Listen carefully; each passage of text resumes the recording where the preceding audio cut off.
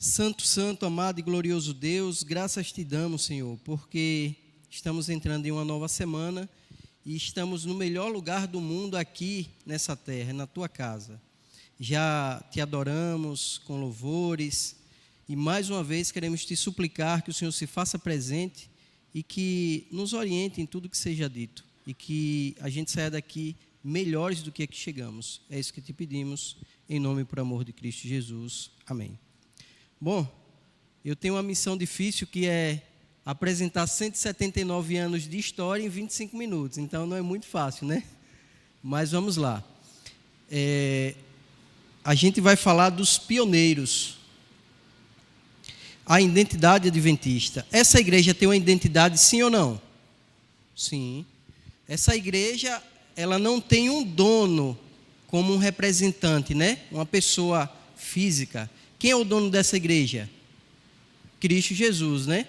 Algumas outras denominações a gente consegue identificar quem é o dono. Aqui é Cristo Jesus. E essa igreja, ela surgiu em um momento muito triste da história, né? Ela surgiu de um grande desapontamento que aconteceu ali em 1844.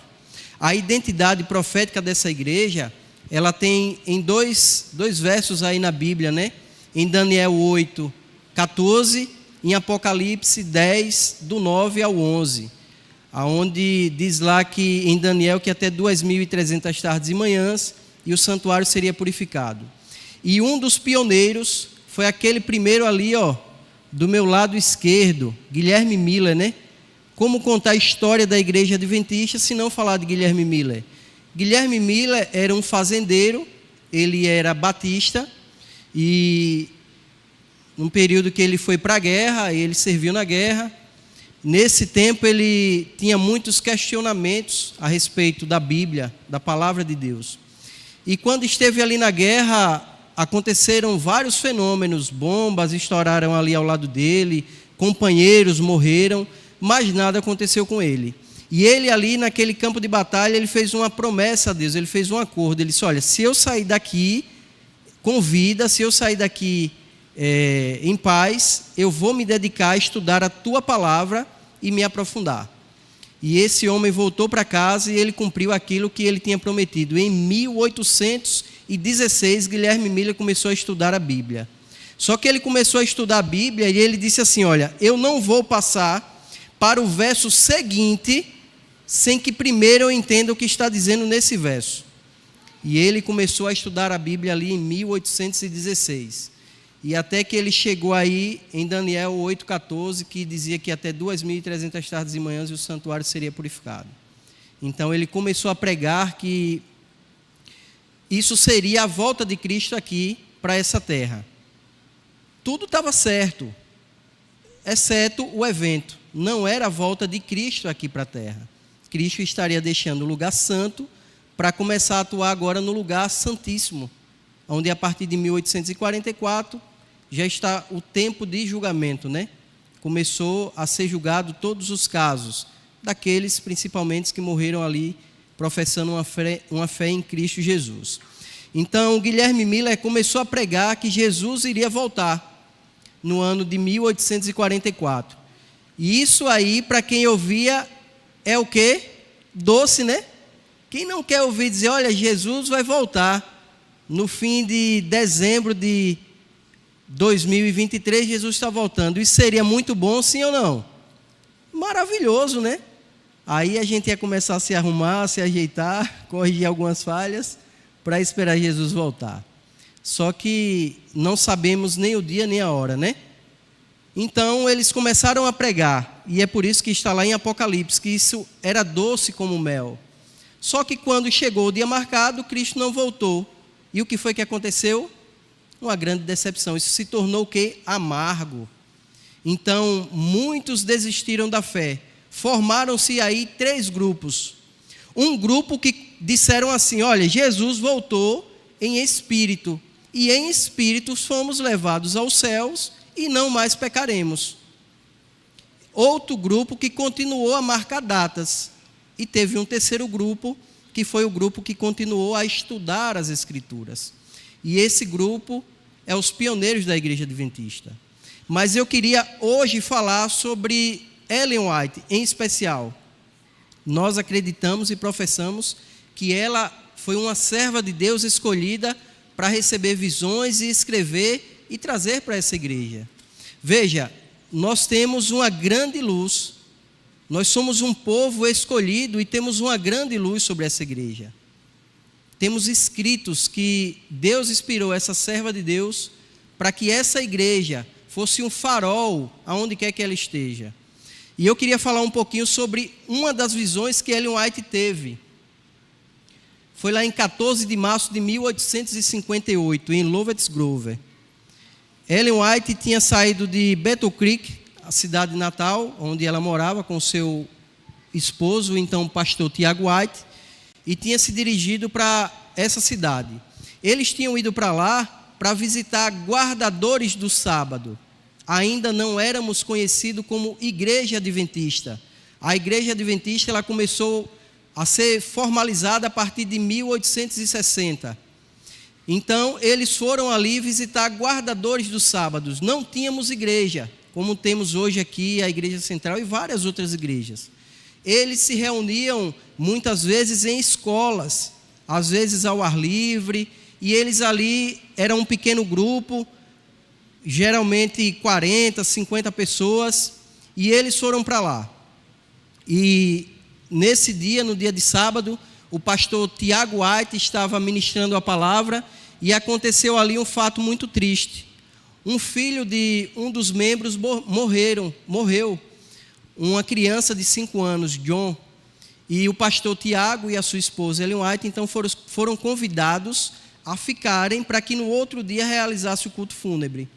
E assim eles atenderam aquele pedido. E eles ficaram e no domingo, o pastor Tiago White estava fazendo o culto fúnebre e perguntou se a sua esposa, Ellen, queria falar algumas palavras. E Ellen White, então, se dirigiu ao púlpito e quando estava falando algumas palavras de consolo para aquela família enlutada, ela foi tomada em visão. E essa visão durou 2 horas, nessa visão em que ela teve. E quando ela tinha essas visões, ela não respirava, ficava imóvel, com os olhos abertos, enfim, era um fenômeno sobrenatural. Foram feitos testes por médicos para saber se ela não respirava e tudo isso foi comprovado. Então, Ellen White teve essa visão. E no dia seguinte, eles tiveram que pegar o trem e partir para outra cidade onde iria visitar outros guardadores do sábado, lá em Jackson. Então, eles se dirigiram para a estação de trem. O transporte naquele tempo era cavalo ou carroça, a pé ou mais sofisticado que seria o trem. Então eles embarcaram nesse trem com direção à cidade de Jackson, aonde eles iriam visitar a família Palmer e ficar hospedado ali e também pregar a mensagem do Evangelho. E quando Ellen estava no trem com o seu marido, ela começou a contar para ele o que ela tinha recebido de visão no dia anterior. Só que o pastor Roger Quinn disse que nesse trem tinha um passageiro que não pagou para embarcar. Era um passageiro invisível. Quem era esse passageiro? O próprio Satanás. Porque as visões que Ellen White tinha recebido eram visões que, desde a queda de Lúcifer até os dias de hoje, tinha-se ali o desenrolar da história humana. E Satanás não queria que essa história fosse publicada.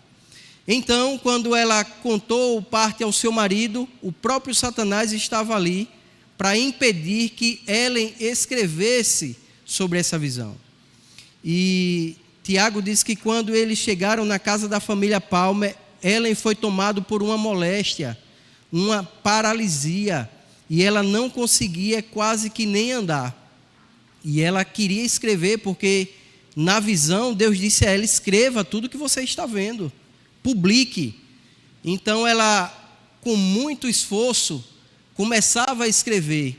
E se vocês notarem ali, não dá para ver aqui, mas tem um textozinho ali que está sublinhado, outros textos estão ali riscados, outros abaixo têm nota de rodapé. Essa foi uma carta original que ela escrevia a próprio punho. Ela disse que escrevia uma carta por dia mas com muito sacrifício. Era uma luta espiritual, uma luta física e uma luta mental, para que fosse escrevido e publicado para que nós tivéssemos acesso. E depois foi revelado a própria Ellen White.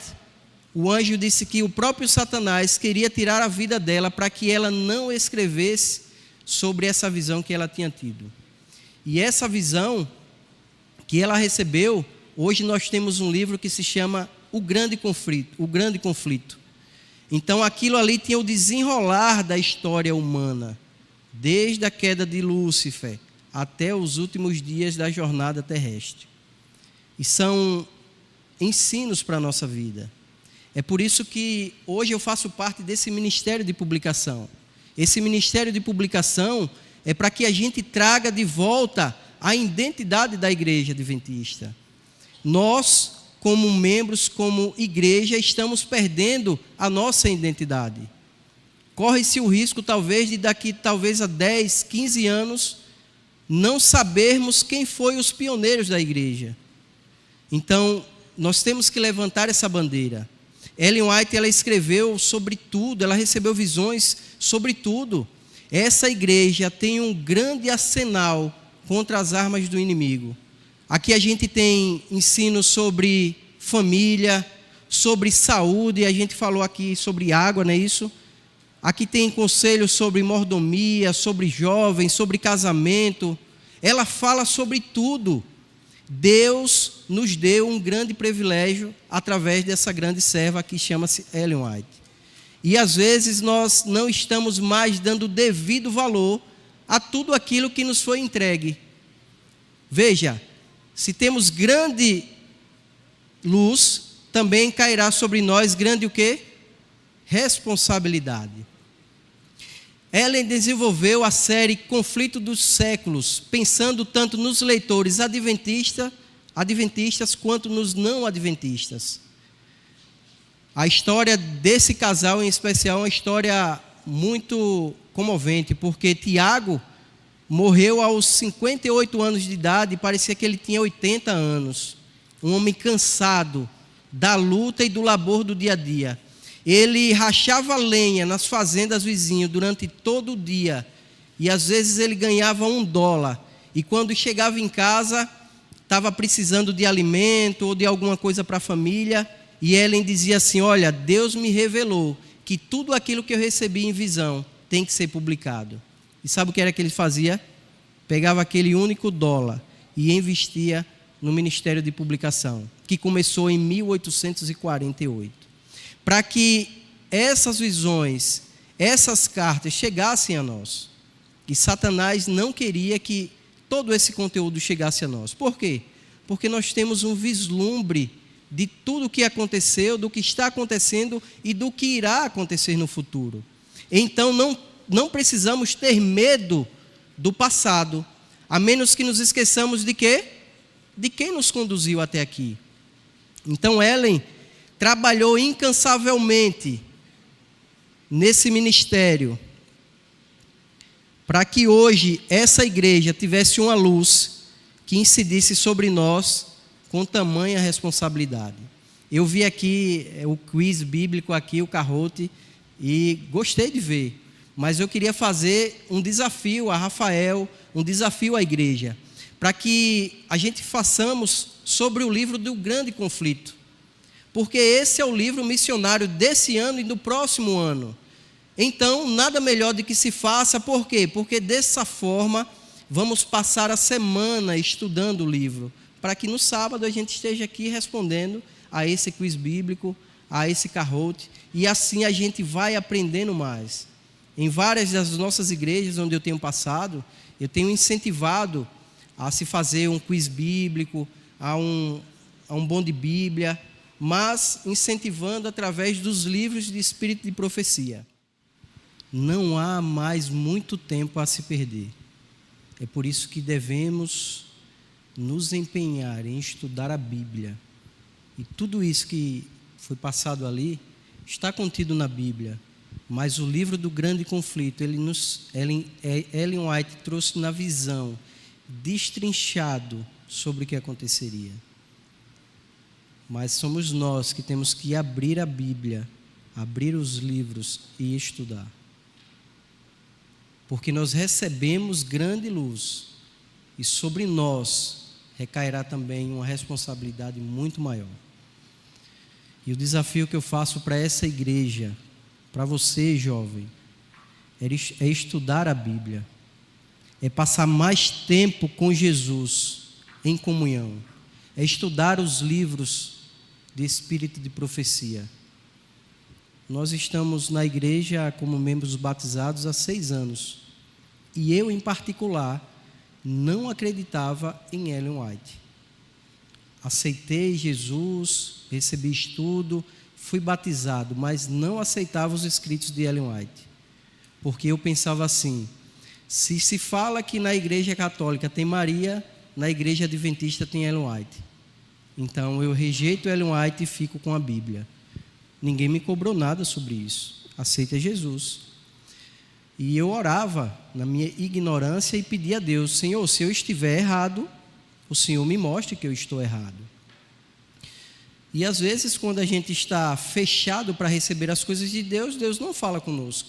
Fala com alguém que está do lado.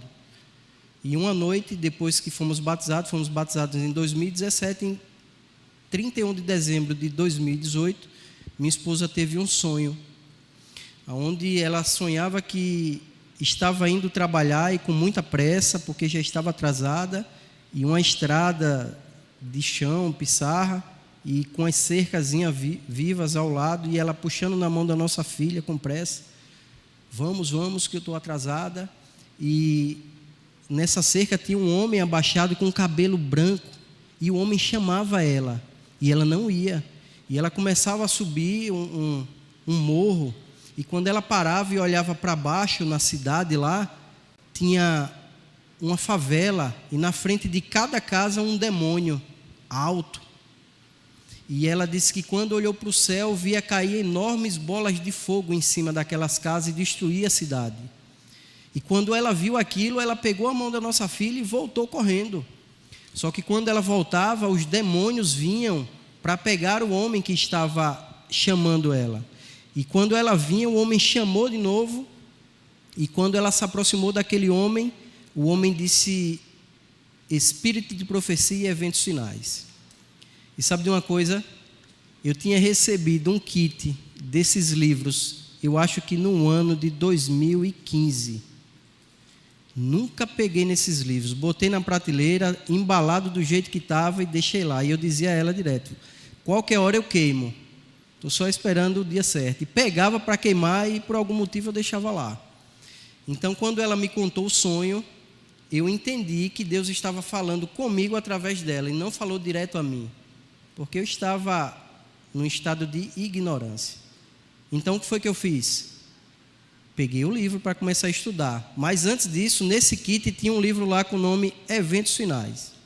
E se eu não me engano, é no capítulo 24, que Ellen White diz assim: eu estava na minha casa e tinha acabado de acordar, e eu olhava pela janela da minha casa e via enormes bolas de fogo caindo sobre a cidade e destruindo a cidade e aqueles que não aceitaram a Cristo. Quando ela pegou o livro e ela disse que viu isso, eu disse: olha, de alguma forma Deus está querendo falar comigo. Porque eu não orei pedindo, né? Senhor, se eu estiver errado, me mostre. E Deus me mostrou que eu estava errado. Então, o que foi que eu fiz? Eu peguei os livros e comecei a estudar. E deixa eu lhe dizer uma coisa: eu nunca encontrei nada nos escritos dela que traga exaltação para si, ou que diga que foi ela que teve o poder. Muito pelo contrário. Ela diz: olha, a minha luz é uma luz menor, apontando para a Bíblia, que é a luz maior. Ela enaltece o nome de Cristo, ela enaltece o nome de Deus, e ela diz: o que eu recebi foi para partilhar com os meus irmãos. E ela fala sobre tudo, sobre saúde, sobre tudo, para que essa igreja seja uma igreja aqui militante, porque quando Cristo voltar, nós seremos uma igreja triunfante. Mas até lá, vamos abrir a Bíblia, vamos estudar os livros de eventos de profecias, porque o tempo já é findo. Não há muito tempo. As coisas estão acontecendo rapidamente. Semana passada, o Havaí foi pego aí por uma onda de calor e destruiu a cidade inteira. Isso são sinais. Gotas da taça de Deus começam a cair sobre essa terra. O grande conflito fala sobre tudo isso. Bom, meu tempo já estourou. Vamos ficar de pé, fazer uma oração e pedir uma bênção final para a gente encerrar. Oremos. Grandioso, magnífico e santo Deus, graças te damos, Senhor, porque o Senhor não nos deixou aqui órfãos. O Senhor deixou o guia da vida do ser humano, que é a tua palavra.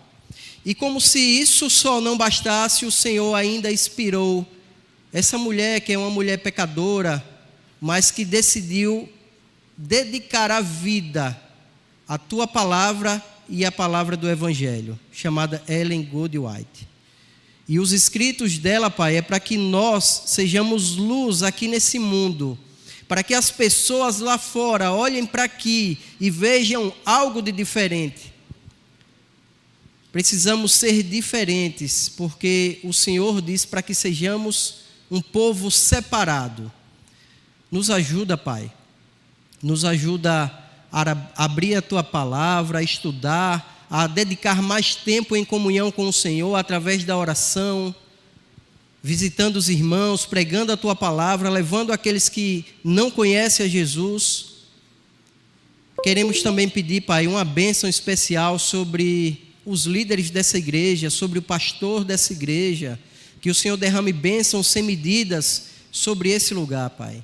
Que as pessoas sejam preenchidas pelo teu Santo Espírito e que a cada dia o Senhor vá nos revelando qual seja a tua vontade, que aliás já está escrita na tua santa palavra, mas nos ajuda a cumprir tudo que está escrito nela.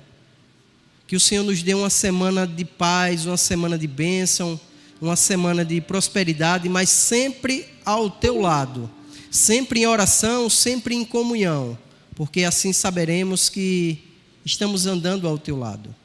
Perdoa os nossos pecados e as nossas falhas, Pai. Nos despede em paz, em nome e por amor do teu santo Filho Jesus. Amém e amém.